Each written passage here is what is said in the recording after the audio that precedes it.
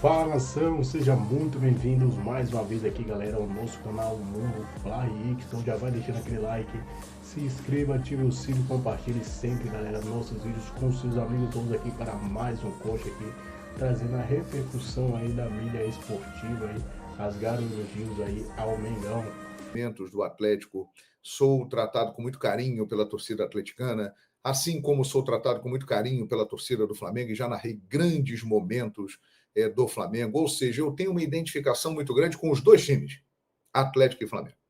E eu afirmo para vocês com toda a certeza e conhecimento de causa, a pior coisa que poderia ter acontecido para o Atlético e os atleticanos e atleticanas é ver o Flamengo campeão na Arena MRV.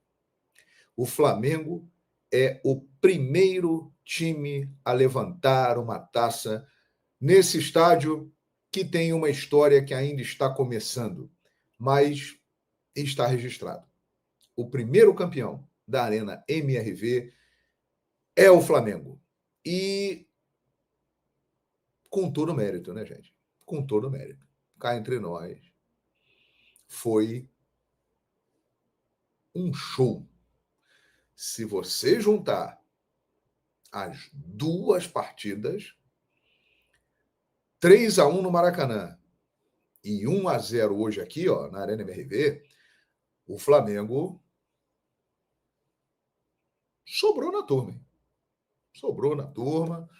No Maracanã, deitou e rolou. O gol do Allan Kardec deu uma esperança ao Atlético. E hoje, sinceramente, o Atlético veio para cima, como já se imaginava, em casa, né, com o apoio da torcida, precisando tirar uma diferença grande. Mas olha, o Atlético esbarrou numa equipe muito consistente, muito bem arrumada, muito bem plantada em campo e com um esquema muito bem montado. Nós temos vários, mas vários pontos para destacar aqui nessa live.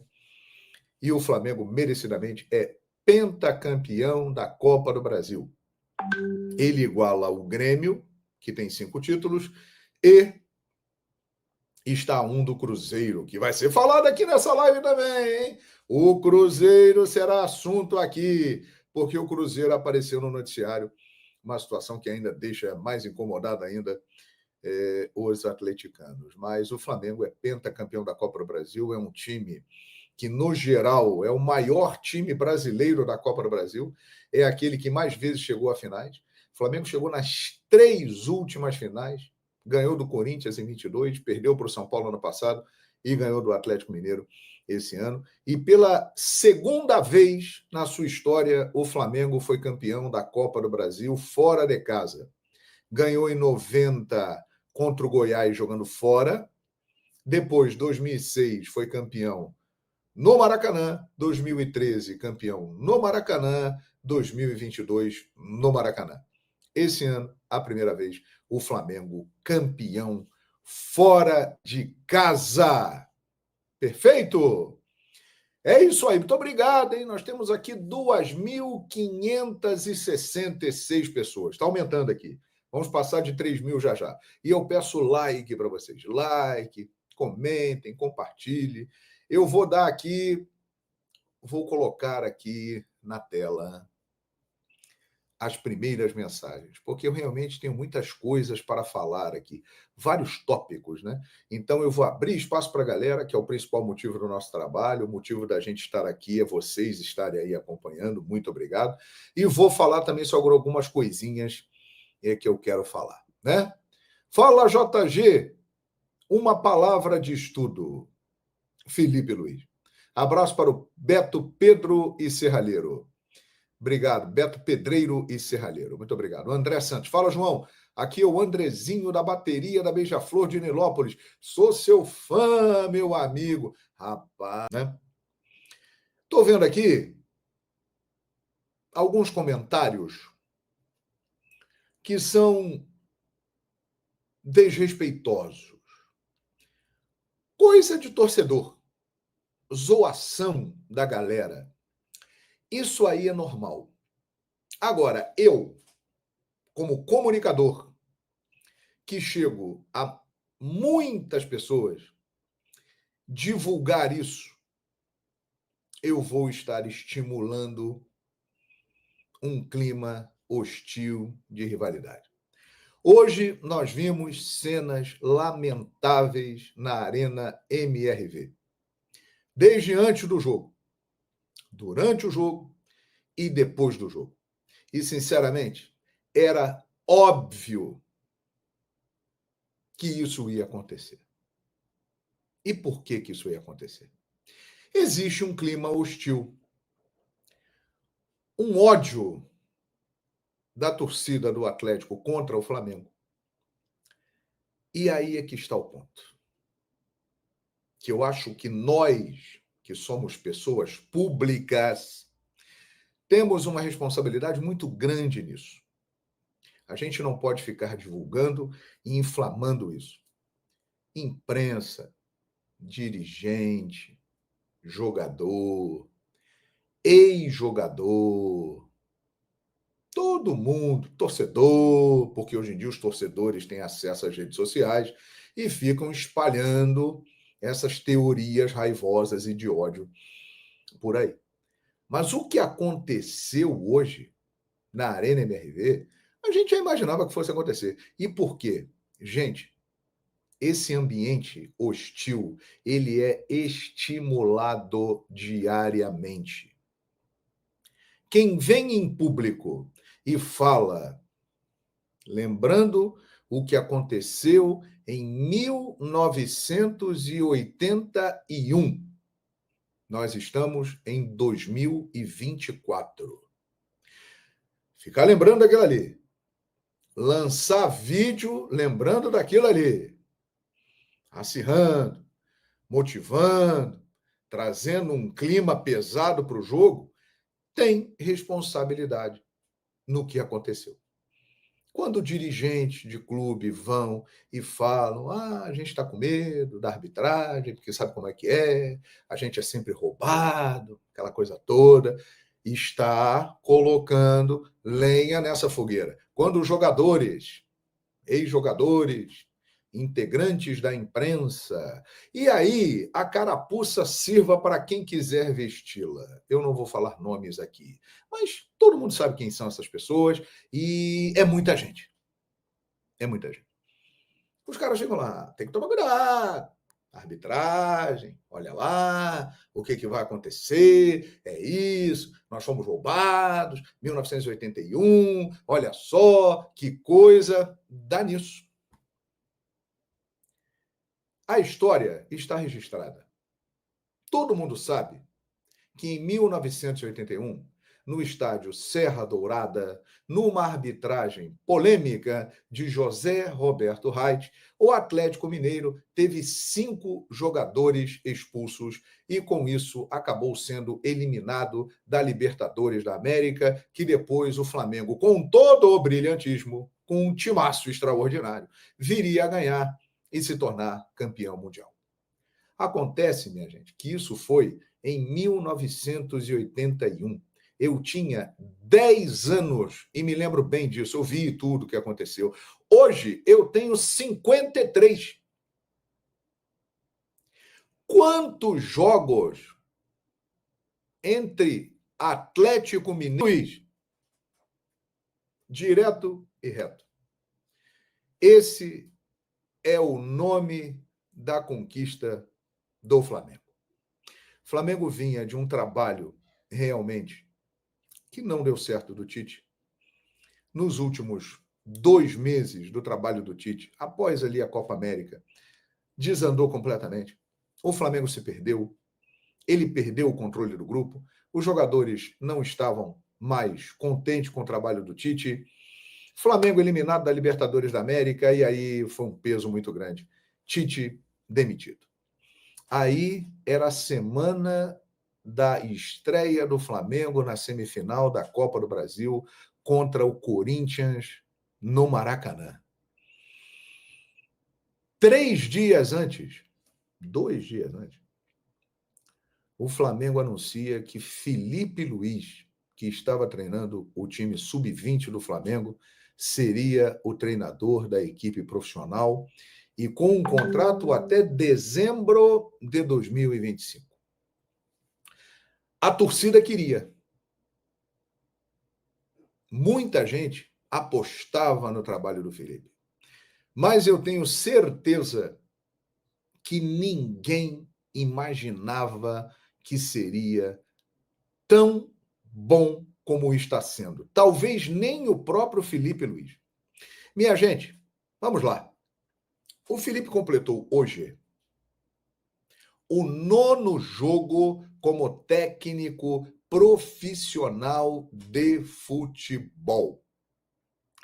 Desses 9, 4 pela Copa do Brasil.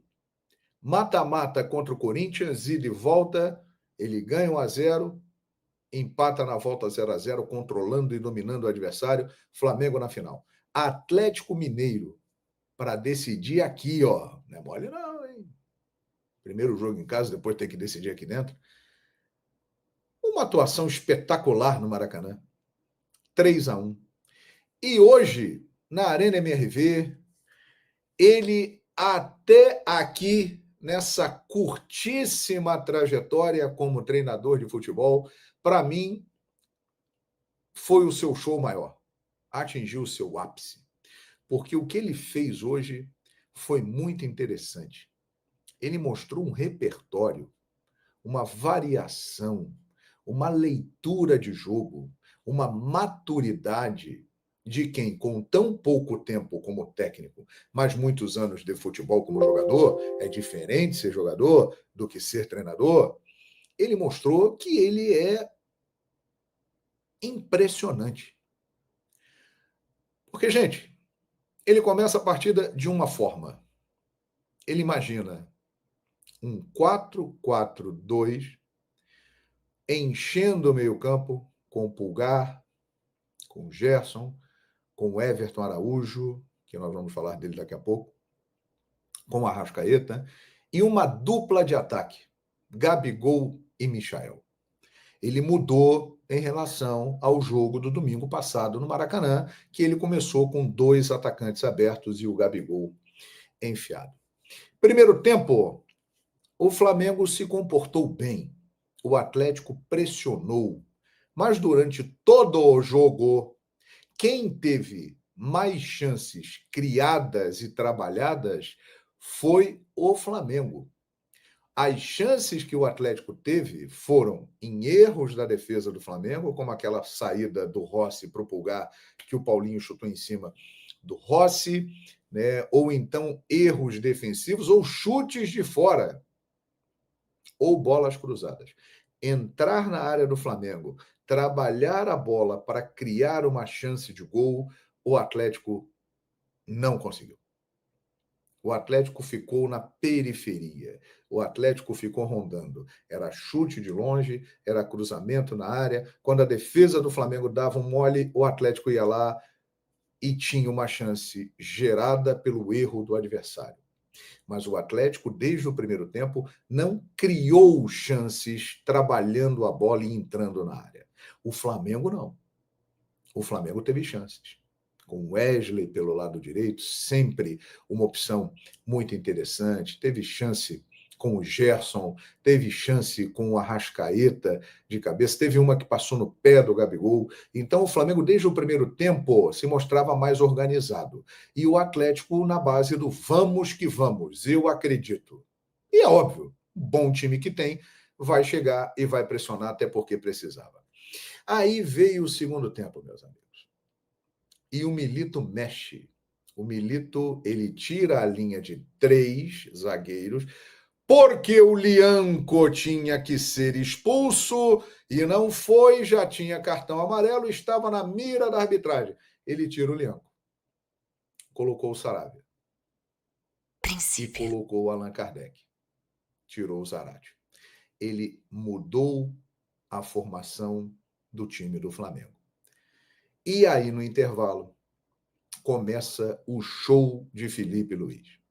Ele tira o Gabigol e coloca o Bruno Henrique. Na hora, eu pensei assim, porra, não entendi. Não entendi o que o Felipe está querendo fazer. Porque o Gabi tem presença de área, o Bruno Henrique joga pelo lado, eles formam uma dupla já muito entrosada. Porque se a gente pegar aquela... Eu vou deixar aqui aquele gráfico que vocês já estão acostumados que eu uso aqui, que eu tiro lá do SofaScore, do momento do jogo, as barrinhas verdes e azuis. Aqui, as barrinhas verdes representam as ações ofensivas do Atlético, as barrinhas azuis representam as ações ofensivas do Flamengo. Você vê que o Atlético teve mais as ações do jogo, né?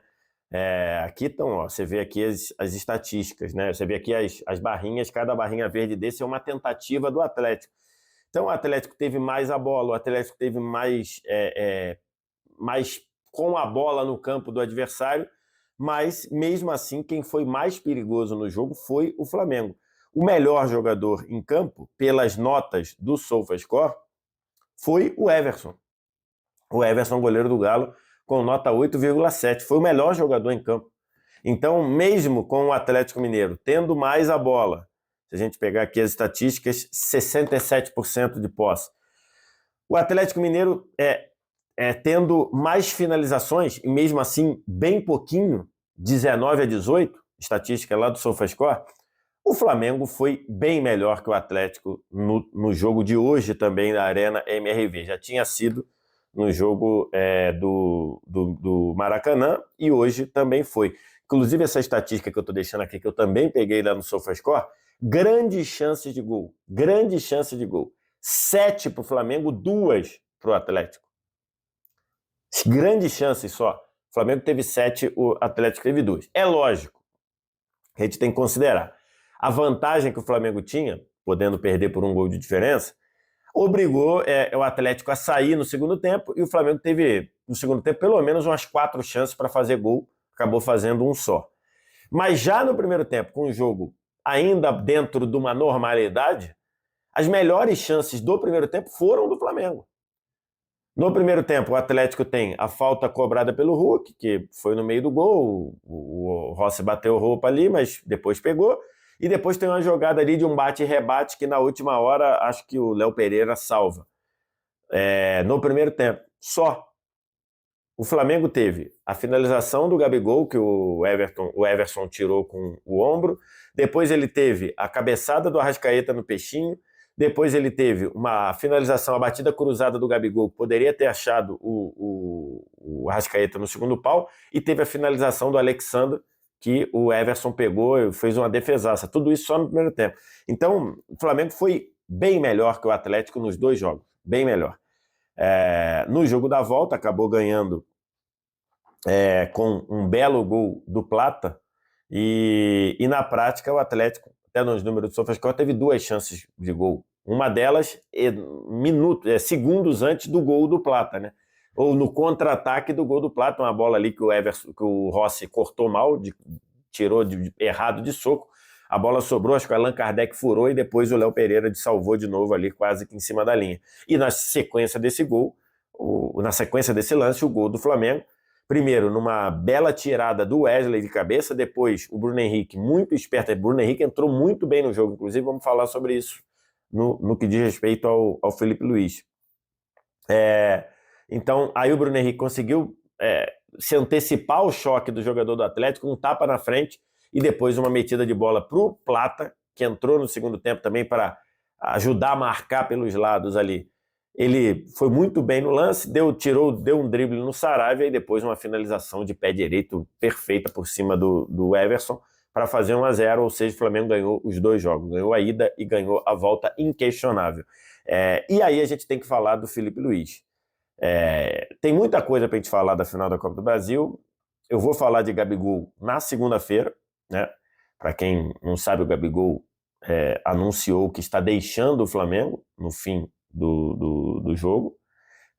Teve ali uma pegada de Cristiano Ronaldo naquela final da Champions de 2018, quando ele diz que estava deixando o Real Madrid ainda no gramado do Estádio Olímpico de Kiev.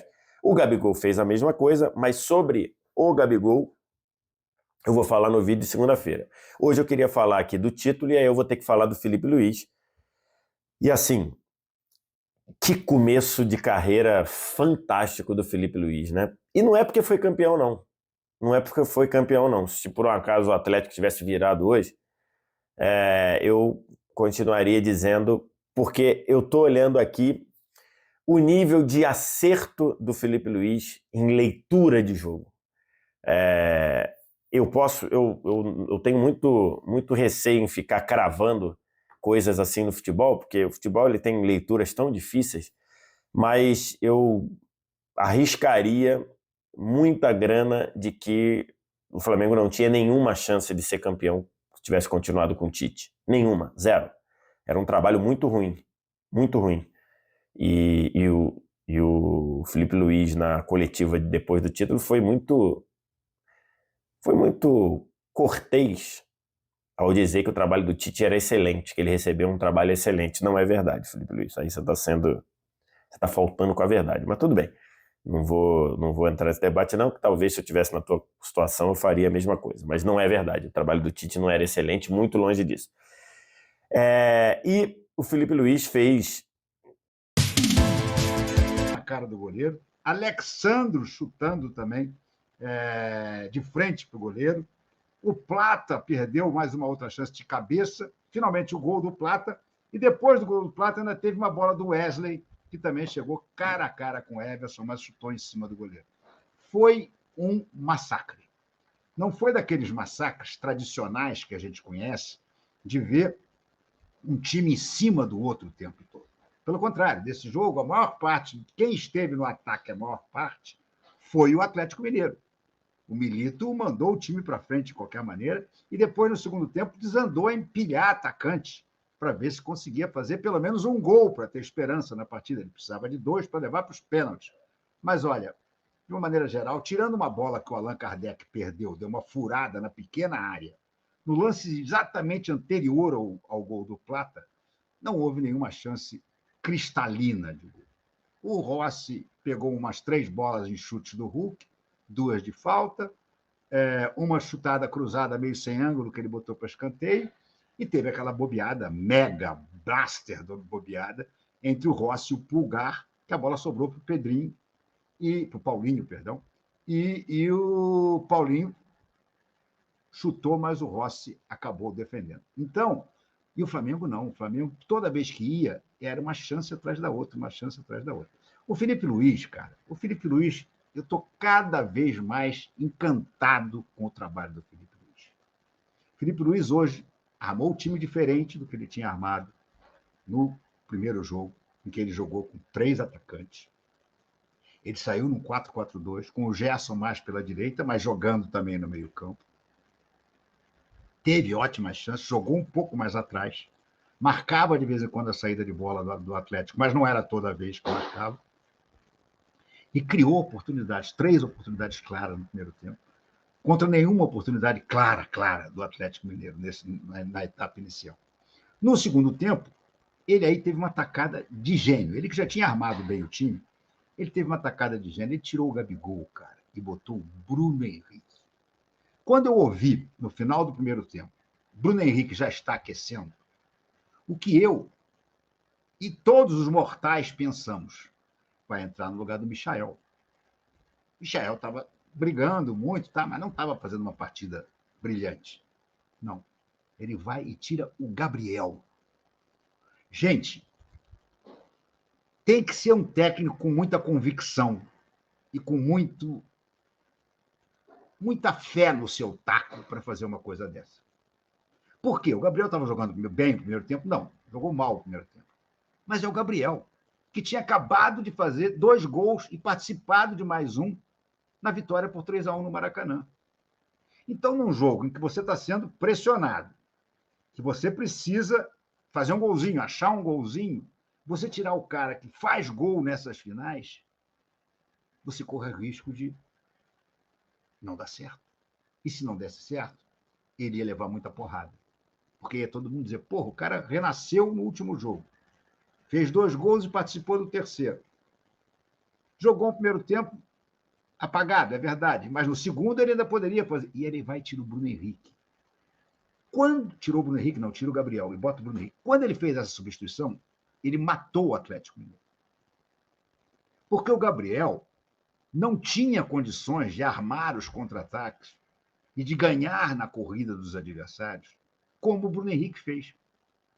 O Bruno Henrique deu ao Flamengo, no segundo tempo, a válvula de escape que o time precisava para colocar o Atlético Mineiro em risco. Porque até então o Atlético Mineiro atacava. Não tinha grande chance. Chute do Hulk, tá? Chute do Gustavo Scarpa, tá? Mas tudo parava na mão do Rossi. E o Flamengo até teve, repito, o Flamengo teve 3 boas chances de gol no primeiro tempo. Uma com o Gerson logo de cara, a outra cabeçada do Arrascaeta e a terceira do Everton Araújo. As 3 melhores chances de gol do Flamengo no primeiro tempo foram do Flamengo. As 3 melhores chances do jogo no primeiro tempo foram do Flamengo. Então, o normal ali seria dizer, olha, vamos manter ou vamos trocar uns 6 por meia dúzia. Tiramos o Michel e botamos o Bruno Henrique. Não. Aí que você vê o técnico que faz a diferença. O técnico que ganha jogo. Ele vai lá e saca o Gabriel e bota o Bruno Henrique. E o Bruno Henrique se torna o grande articulador de jogadas de ataque do Flamengo. Inclusive do gol do Plata, que é um passe dele brilhante para o Plata, que o Plata faz uma jogadaça. Se livra do zagueiro, entra diante do goleiro. O Flamengo já tinha entrado diante do goleiro umas 4 ou 5 vezes antes disso. Em todas, eles acabaram parando no Everson. Depois ele vai, deixa o Everson sair, mete a cavadinha por cobertura, gol do Flamengo, título. Ali acabou. Teve aquelas cenas lamentáveis de porradaria, aquelas coisas que a Arena MRV devia ficar fechada por 6 meses. Mas, enfim, não interessa, a verdade é que com aquele jogo, com aquele gol, acabou a brincadeira. Já estava acabado, já tinha quase 40 minutos e o Atlético não tinha feito gol nenhum. Se aquela bola do Allan Kardec não tivesse sido furada, ele tivesse feito gol, os minutos finais iam ser dramáticos, talvez. Mas não só não fez, como levou o gol. Então, acabou. Teve a selvageria toda, que eu espero que tenha punições, e o resto o Flamengo administrou. Mas teve uma segunda jogada genial do Felipe Luiz. A primeira foi botar o Bruno Henrique. Aliás, a primeira foi armar o Flamengo como ele armou. Ele armou o Flamengo diferente do primeiro jogo e ele teve as melhores chances para marcar no primeiro tempo. No primeiro tempo que o Atlético teve muito mais posse de bola. Ele aí, não satisfeito com isso, ele troca o Bruno Henrique, bota o Bruno Henrique no lugar do Gabriel e começa a armar os contra-ataques. Mas, além disso, na hora que o Milito mete o Kardec e mete mais jogadores de ataque, ele vai, puxa o Fabrício Bruno e coloca o Fabrício Bruno. E aí, meus amigos? Aí... Casa Grande, live pós-título, despedida de Gabigol. Eu demorei para entrar justamente por causa disso, porque eu estava apurando todos os detalhes dessa ida do Gabigol ao Cruzeiro. É isso mesmo que vocês estão ouvindo. Gabigol vai jogar no Cruzeiro em 2025. Muita coisa aconteceu após o apito final com o título do Flamengo. Antes de mais nada, o torcedor tem que comemorar muito, independentemente de como tenha sido a temporada do Flamengo, se foi uma temporada ruim, vexatória, péssima, aquém, enfim. Independentemente de como você classifique a temporada do Flamengo, eu acho que você tem que comemorar, torcedor. O Flamengo se tornou pentacampeão da Copa do Brasil. 5 vezes campeão de um torneio extremamente valorizado no futebol brasileiro, que paga quase 100 milhões de premiação total ao vencedor, que é o que o Flamengo está recebendo. Um torneio que tem clubes por aí, considerado grande, que nem título tem. Pois é, nem tem esse título. Então, você, torcedor rubro-negro, você tem que comemorar, e muito, muito mesmo. Estufe o peito e fala, eu sou Flamengo, eu sou campeão da Copa do Brasil, eu sou pentacampeão desse torneio extremamente difícil. Dito isso, galera, peço também para vocês se inscreverem no canal, darem o like no vídeo, ativarem a notificação. A gente está com a meta de bater 350 mil inscritos na live de hoje. Estamos ao vivo para acompanhar a repercussão do título o tempo todo segurando a informação. Aí vai falar justamente depois do apito final que está deixando o Flamengo. Eu, particularmente, não gostei. Não gostei, achei errado da parte do Gabigol, mais um movimento egocêntrico da parte dele. Vamos ler aqui, ó. Parabéns, Vene, somos pentacampeões, mas triste pela despedida do Gabigol sem esperar o próximo presidente eleito. Inclusive, o Gabigol criticou essa atual diretoria do Flamengo pela postura dele, da diretoria. A diretoria agiu de maneira extremamente errada. A verdade é essa. Você pode não querer a renovação, você pode achar um absurdo a renovação de contrato do Gabigol, mas a forma como a diretoria do Flamengo comandou, gerenciou, manuseou essa situação envolvendo o Gabigol, que é um ídolo do Flamengo, não foi uma forma correta. Inclusive, essa atual diretoria tem essa mania. Foi assim com o Andrés Pereira, foi assim com o Rodinei, foi assim com vários outros jogadores. Só que foi assim com o Gabigol, um jogador que é ídolo da torcida do Flamengo. E aí essa atual diretoria achou o quê? Que isso não fosse respingar nela? Claro que respinga. Ridículo. Ridículo. Inclusive, o Gabigol fez um contraponto, já levando para a eleição, que é daqui a um mês. O Rodolfo Landim vai ficar marcado na história por ter perdido um dos maiores ídolos do clube.